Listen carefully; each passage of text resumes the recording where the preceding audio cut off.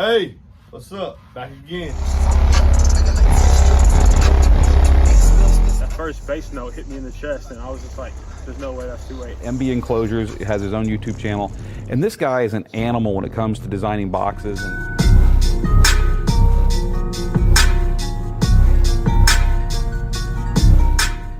Hey, welcome to the channel. It's your boy MB. What we have here is another unboxing.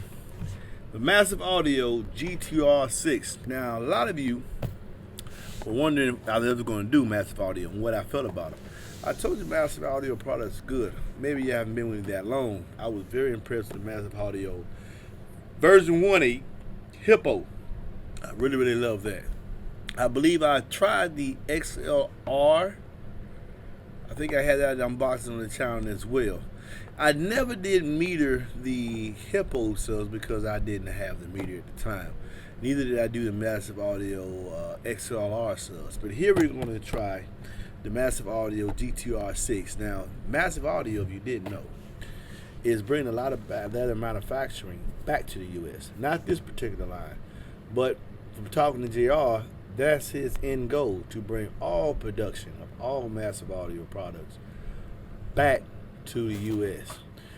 And on some products, like the Bow and above, they're going to source American products, materials, and then source them here, have them made here, and assembled here, instead of just assembling products from that are made overseas. And I wish him the best in that, but I think he's going to do like most others. It's going to be hard to find a lot of that inside America due to some things that happened over the years that he's going to wind up having to be sourced from globally to keep production up with the demand. But be that as it may, at least he's trying. Now on the box, maybe y'all can read this with me. It says that this, the GTR X6, and he has the ported information. Small would be 0.2, which would be very hard for you to do. You probably need to put 4 in 1 cube and try to port that. But trying to port a 2 cube box is going to be challenging at best, very challenging. As well as trying to port a 0.4 box. Port it to the kind of music that I like to listen to. Port it that low. So when you're working with a 6.5 inch driver, you're probably going to have to get multiples, at least 2, so that you can use the large recommendation of 0.6. Multiply that by 2 and you got 1.2. 1.2 is a 1.2 cube box. Very small. Under the seat of a truck, you could probably put 4 of these under the seat of F-150. Maybe 6 in the two one with a 2.5 inch seat. There you probably do 6 of these and really get some good sound. He lists that, and he lists that he has 100% pure copper lead wire terminals, a bass expander for added X-backs and low bass, high flux magnet system for maximum BL and added efficiency, multi-fiber dupe paper cone with anti-flex rings, interesting, for extended bass notes. And this is the technology he says he has in this sofa. This sofa this 6.5 comes in at $89. That's unboxing. I like the package he got to make sure that your woofer comes to you intact. When you open it up, you pull out the driver, which is encased in its own styrofoam. It is wrapped in the traditional kneaded plastic. Went through that before. So here's the driver. Let's turn this camera around and get an up close and personal look at some of the features that's listed on the box and what I see.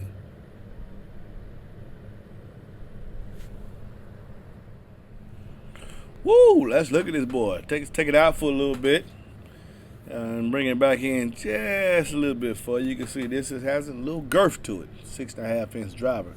Up top, starting with the surround, it lists surround as a custom high roll foam with the Massive logo.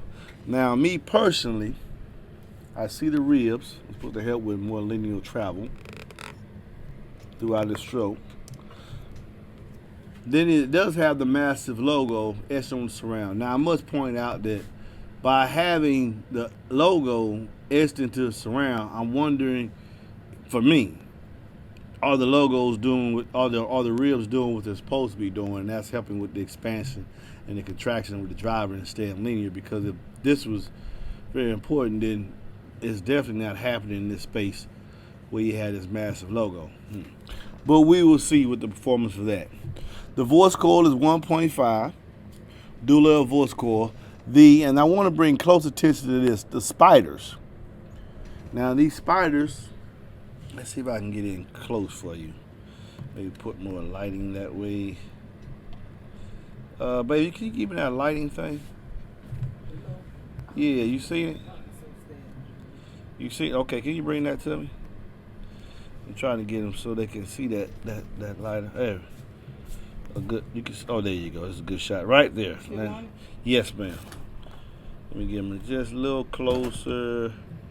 There, you can see the spider. It is a progressive dampener with 1, 2, 3. I see 4 rows. Is it dual? Yes, it's dual. Me pressing in, I can tell you that it has the spider up top, and there's a mirror spider underneath. That would help the control. Nice beater glue at the triple joint. The basket has radial venting with the Massive Audio logo. It looks to have a non-press cone. Yes, non-press cone. And the plastic duct cap with the Massive Audio label. Now this cone is I forgot what he said. Is it resin? Is it let me see what this is. The cones, a textured non-press pulp cone with resin. No fibers in it. So I guess you would say the traditional cone. That helps keep the price down. It has a 10mm top plate and a nice little magnetic boot. Now I'm gonna make a standalone video about this magnetic boot thing lately, but that to me, this is just for cosmetic purposes. Rubber is not a great dissipator of heat. If anything, like all of them that come with a magnetic boot. I'm gonna make a standalone video on that. But it does have a nice little magnetic boot to protect the slugs. Bottom plate has one single pole venting with a logo telling you that the RMS power. Let's get closer. The RMS power is 400 watts. On the box it says ideally you want to send 300 watts, ideally 400 to be taken it to the max.